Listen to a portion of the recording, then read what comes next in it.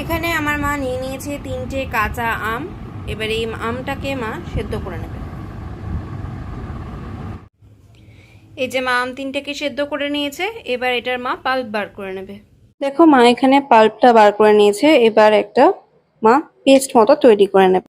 পাল্পটা যে বাটিটাতে ছিল সেই বাটিটাকে ধুয়ে মায়ের মধ্যে আর একটু জল দিয়ে নিয়েছে।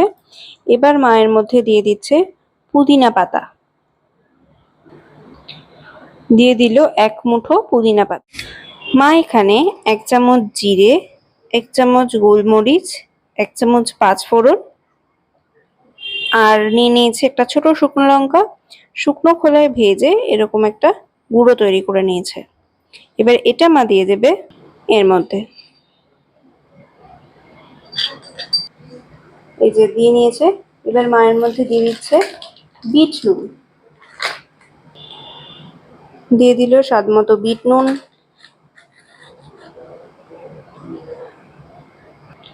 আর দিয়ে নিচ্ছে একটু পরিমাণে এমনি নুন, আর দিয়ে দিচ্ছে 6-7টা এলাচ। ব্যাস, এবার এটাকে মা একটা সুন্দর স্মুথ পেস্ট তৈরি করে নেবে। দেখো মা এখানে পেস্টটা তৈরি করে নিয়েছে, আর এর মধ্যে মা আরেকটু লঙ্কার গুঁড়ো দিয়ে নিয়েছিল 2 চামচ মতো। এখানে মা কড়াইতে নিয়ে নিয়েছে 1/2 কিলো মিছরি। এবার মা এই মিছরিটাকে একটু গলিয়ে নেবে, আর ঠিক সেই জন্য মা এখানে দিয়ে দিচ্ছে সামান্য একটু জল।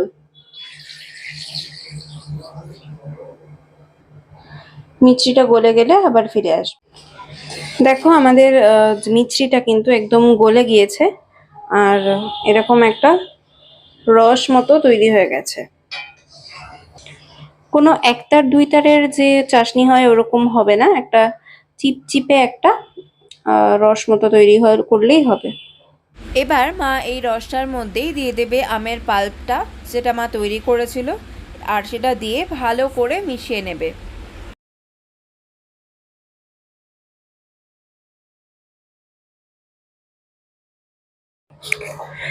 দেখো আমাদের আমের পাল্পটা রসটার সাথে ভালো করে মেশানো হয়ে গেছে। এবার দেখো বেশ সুন্দর ফুটেও উঠেছে। এটা কনসিস্টেন্সিটা যখন ঠিক এরকম হয়ে আসবে, ঠিক এরকম যখন গাঢ় হয়ে আসবে, তখন কিন্তু জিনিসটা রেডি হয়ে যাবে। এটা তোমরা চাইলে এরকমও রাখতে পারো, কিন্তু জিনিসটা যাতে দেখতে আরেকটু সুন্দর লাগে সেই জন্য আমার মা এর মধ্যে ফুড কালার অ্যাড করছে, গ্রিন কালারের।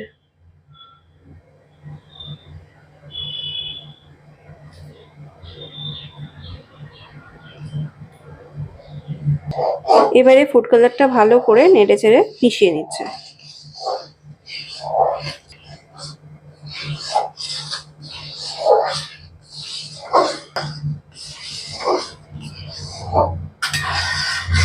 দেখো আমাদের কিন্তু রেডি হয়ে গিয়েছে ম্যাঙ্গো পান্না। এবার এটাকে একটু ঠান্ডা করে নিতে হবে। দেখতেও কিন্তু বেশ সুন্দর লাগছে। দেখো গ্যাসের ফ্লেমটা মা বন্ধ করে দিয়েছে। এবার মা এর মধ্যে দিয়ে দিচ্ছে 2টো পাতিলেবুর রস।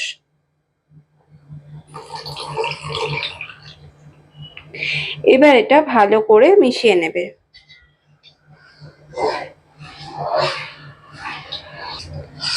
এবার মা এটাকে ঠান্ডা করে নেবে। দেখো এটা এখন একদম ঠান্ডা হয়ে গিয়েছে। কনসিস্টেন্সিটা এটার কিছুটা এরকম থাকবে। এবার আমরা এটাকে প্রিজার্ভ করে ফ্রিজে রাখবো।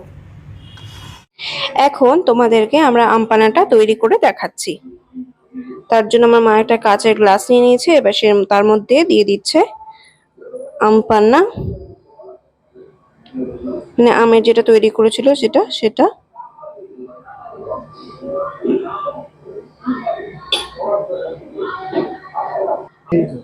এবার মা এর মধ্যে দিয়ে দিচ্ছে এমনি জল। এবার এটাকে মা মিক্সড করে নিচ্ছে।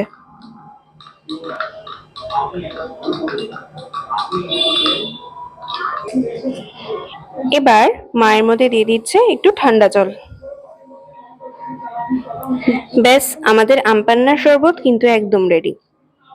এই গরমের মধ্যে কিন্তু এরকম একটা শরবত খেতে দারুণ লাগে। এবার আমরা এটা দিয়েই তৈরি করে নেব ম্যাঙ্গো চুস্কি। ম্যাঙ্গো চুস্কিটা বানানোর জন্য আমরা আম পান্নার যে শরবতটা তৈরি করেছিলাম সেটা আইসক্রিম মোল্ডে ঢেলে নিয়েছি। এবার এটা ঠান্ডা করতে দেব একদিনের জন্য। দেখো একদিন পরে আমরা মোল্ডটা বার করে নিয়েছি ফ্রিজ থেকে। আমাদের ম্যাঙ্গো চুস্কি কিন্তু এখন একদম রেডি। একটা তোমাদেরকে আনমোল্ড করে দেখাচ্ছি। দেখো আমাদের ম্যাঙ্গো চুস্কি কিন্তু একদম রেডি। এটা কিন্তু দারুণ লাগছিল খেতে। তোমরাও এভাবে বানিয়ে দেখতে পারো। আর নতুন হলে চ্যানেলটাকে সাবস্ক্রাইব করে দিও। টাটা।